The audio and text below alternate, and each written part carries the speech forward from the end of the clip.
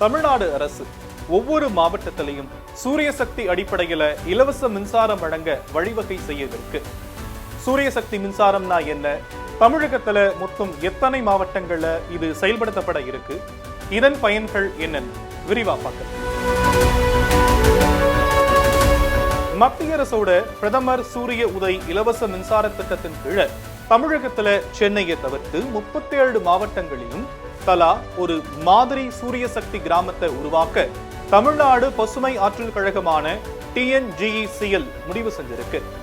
கிராமங்களை புதுப்பிக்கத்தக்க எரிசக்தி பயன்பாட்டை ஊக்குவிக்கவும் மின்சார தேவையில சுயமா இயங்கும் நிலையை எட்டவுமே இந்த திட்டம் முன்னெடுக்கப்படுது.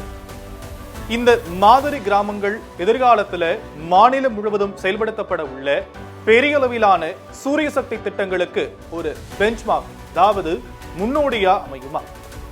இந்த திட்டத்துக்கான விரிவான திட்ட அறிக்கைகளை தயாரிக்க தகுதியான ஆலோசகர்கள் இல்லனா ஆலோசனை நிறுவனங்களை நியமிக்க தமிழ்நாடு பசுமை ஆற்றல் கழகம் விருப்பம் தெரிவித்து விண்ணப்ப கோருதலின் நடைமுறையை இப்போ தொடங்கி இருக்காங்க.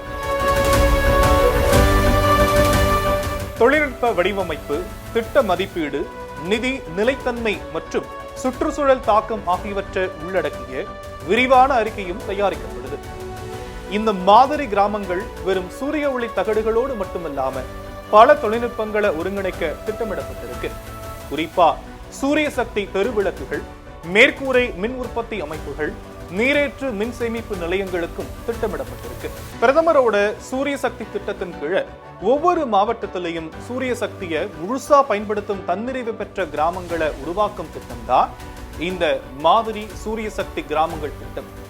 இதுல வீடுகளுக்கு rooftop solar, community farms, solar pumps, street lights அமைக்க 1 கோடி ரூபாய் நிதி உதவி மத்திய அரசால வழங்கப்படுவதோடு கிராமப்புறங்கள்ல தூய்மையான ஆற்றல் பயன்பாட்டை ஊக்குவிப்பதே இதன் முக்கிய நோக்கமா சொல்லப்படுது. இந்த திட்டத்தை மாநில அரசு மத்திய அரசோட பிரதமரின் சூரிய வீடு இலவச மின்சார திட்டத்தோட இணைந்து செயல்படுத்தப்பட இருக்கு.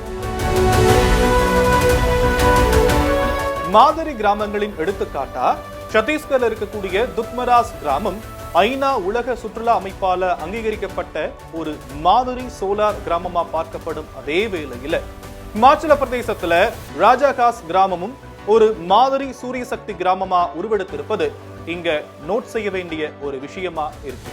இந்த திட்டத்தின் மூலமா கிராமப்புற மக்களுக்கு இலவசம் இல்லனா மானிய விலையில மின்சாரம் கிடைப்பது உறுதி செய்யப்படுமா?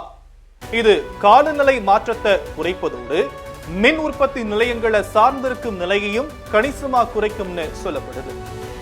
மக்களின் பங்களிப்போடு கூடிய பசுமை ஆற்றல் புரட்சிக்கு மாதிரி சூரிய சக்தி கிராமங்கள் ஒரு தொடக்கமா அமையும்னு எதிர்பார்க்கப்படுது.